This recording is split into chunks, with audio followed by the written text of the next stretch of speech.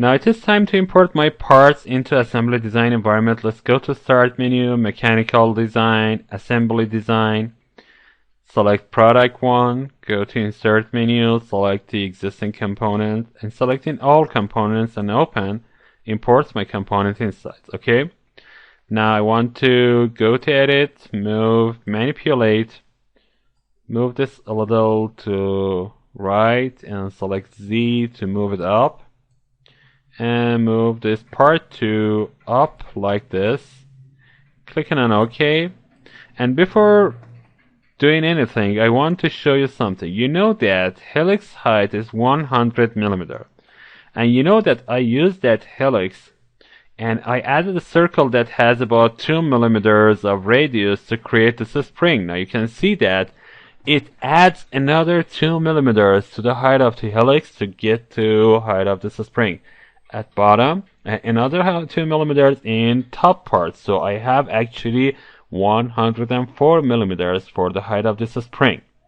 And the other important thing to mention is this. I open helix 1. You can see that in helix, under part body, I have sketch 1 visible.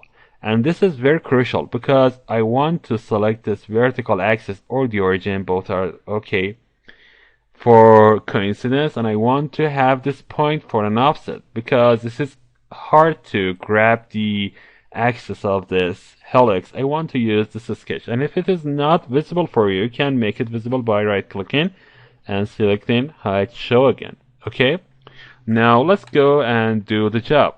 The first thing is this. I go and select insert, select coincidence, and if it is not visible for you, you can double click on product. You can see that this activates the constraints here. Selecting coincidence, selecting this vertical axis of this sketch, and you can see that the point is selected. It is not okay. Let's double click on press escape 2 times to exit this tool, and again select coincidence. Now I can grab this vertical axis, and now I can grab this axis of this hole.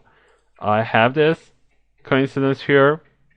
Now I select the offset, and as I told you, this point is about 2 millimeters above the face of this helix, the bottom face of this helix. So I select this point and click on this bottom face and make sure that there is a 2 millimeters offset here. So I click on OK.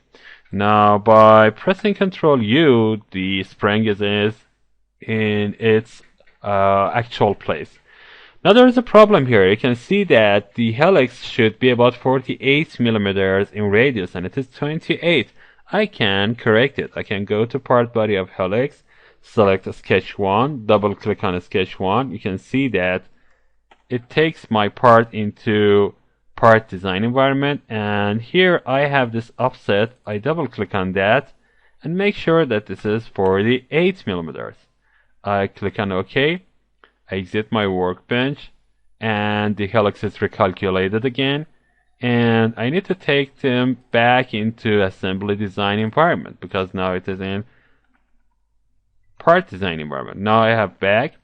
Now of course you could go to constraints of sketch 1, and this is the offset that is here. I could double click on that. You can see that again it would take me to the correct place.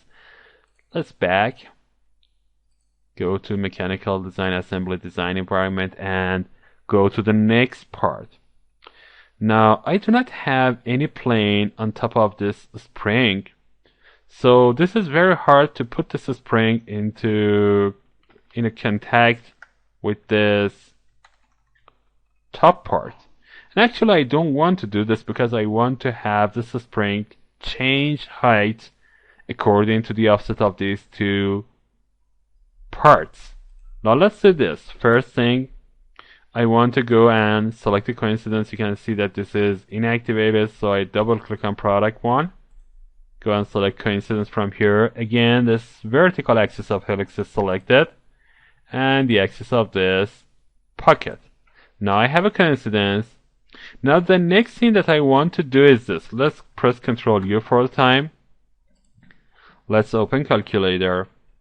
I have 104 millimeters for the a spring's height, and that is because 100 millimeters is for the helix height and 2 millimeters in bottom, 2 millimeters in top, and I have added them to have this 104 millimeters. 30 millimeter is gone inside the pocket of the bottom part, and 30 millimeter should go inside this pocket, and it makes me 44. So I will have an offset of 44 millimeters between this face and this face. So I type in 44 and click on OK. Pressing Ctrl U, everything is in place. Okay?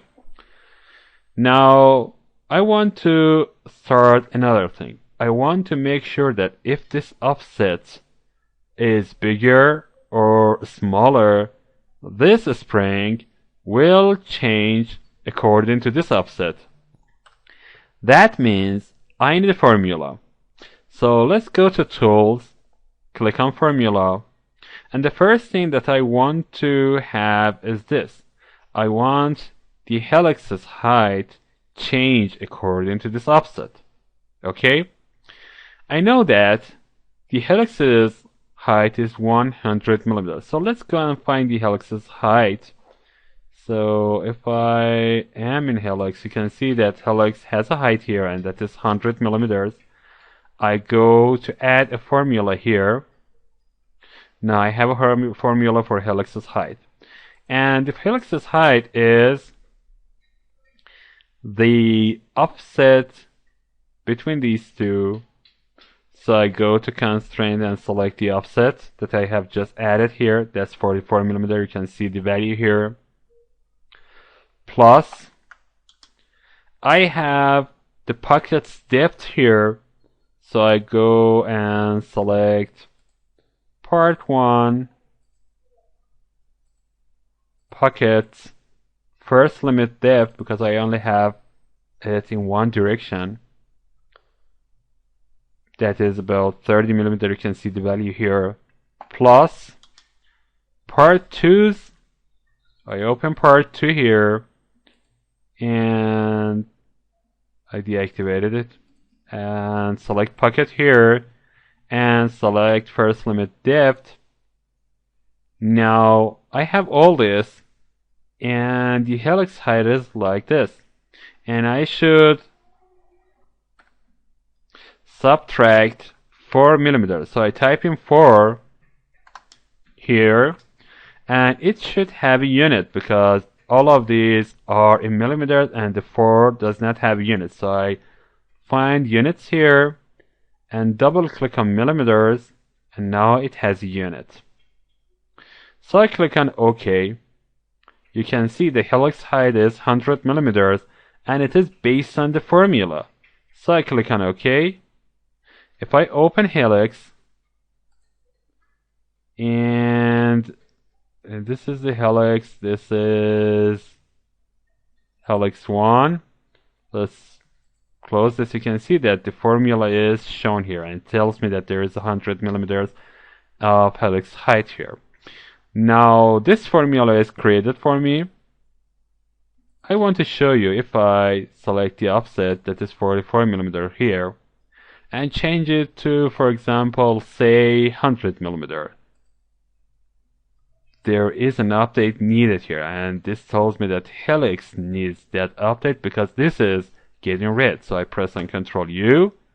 Now you can see that after the update, the helix height is 156 millimeter, and the pitch is of course not changing here. It doesn't matter. And I should make sure that the pitch is changing according to this height, because I'm not going to have revolutions change. And actually it is changing in revolution. Okay, let's make the offset about 200 millimeters and see the update. You can see that the height is going to be 256 millimeters, and make sure that the update is going to be reflected here. Now you can see that it has revolutions and still pitch is not changing. So let's go to helix definition. I double click on helix definition here and go to properties. No, I'm not going to properties here. Actually, I want to go to helix feature. So I double click on that and the helix feature is there. Now you can see that revolution is not changing here. I need to have revolutions, so I cancel this out and change the offset to 44 again. I need to double click on offset and make it 44 again. So press Ctrl U and everything is back to its original place. I go to tools and select formulas. Here I want to have a new parameter, and this parameter is going to be of type real or integer. Doesn't matter which one you select, because here I want to have a number with no fractions. So I select real. Real is okay. And the name of this parameter is gonna be revolutions. And I press new parameters of type. You can see that this is here. And I make sure that I have about, for example, 14, 15 or anything that I want to have. For example, 14 revolutions or 10 revolutions is okay. And rename it. I want to rename it to revolutions again because it didn't change the name, revolutions. And press apply. You can see that revolutions is 10, okay? Now I want to make sure that the revolution is not going to change, and this is the parameter that I just created here. And I want to make sure that pitch is changing according to revolutions and height. Because revolution is not going to change, pitch should change. So I right click on pitch and go to change the formula by clicking edit formula. And I know that the pitch is height, and I select height divided by the number of revolutions. So I find the revolutions here, and if I cannot find it, I can go and find it from the relations or parameters that are added here. I cannot see this here. I just type in the name of that parameter and click on OK. Now you can see that it tells me the pitch is 10 millimeter. You can see that it should be updated because I have a parameter and I am calculating the pitch based on the parameters. So I press Ctrl U. You can see that it changes according to this. Now if I double click on offset and make sure that instead of 44 I have 70 millimeters offset, and I click on OK and press Ctrl U, you can see that the helix is wider. And you can see the pitch is 12.6 millimeter. And again, I change it to 100 millimeters of the distance, press Ctrl U. Now you can see that again the helix is wider because the pitch is 15 millimeter. And again, I do not have any more revolutions here. One more check. I want it to be 200 millimeters, and this is very extreme. And you can see that this is very nicely showing everything. Now the pitch is 25 millimeter. Revolutions, of course, is not changing here. So this is the formula that I use to show you how you can assemble items based on them, how you can create some parameters. And again, let's go to Tools menu. I want to show you something, and this is not reflecting here. If I go to Tools, Options, Open Infrastructure, and under Infrastructure, go to Power Infrastructure, I have relations, parameters, and everything ticked. And this means that you should see everything in this specification tree. And I guess this is a bug that I do not see it here, because I should see it here. Okay, that's it. And next section I want to show you more on assembly and other topics.